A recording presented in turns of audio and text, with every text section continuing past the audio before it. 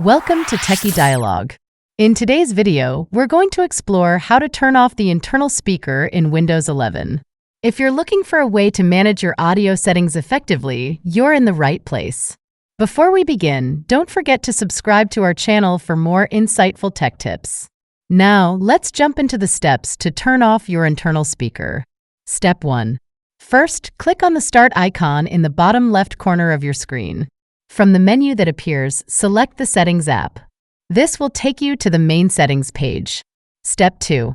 Once you're in the Settings app, navigate to the System section. You can find this option on the left-hand sidebar. Step 3. In the System settings, click on Sound. This will open up all the audio settings for your device.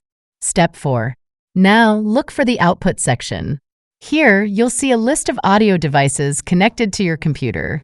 Select the internal speaker that you want to disable. Finally, click the Don't Allow button next to Audio. This action will turn off the internal speaker, ensuring that it no longer plays sound. And that's it. You've successfully turned off the internal speaker in Windows 11. Thank you for watching and stay tuned for more videos.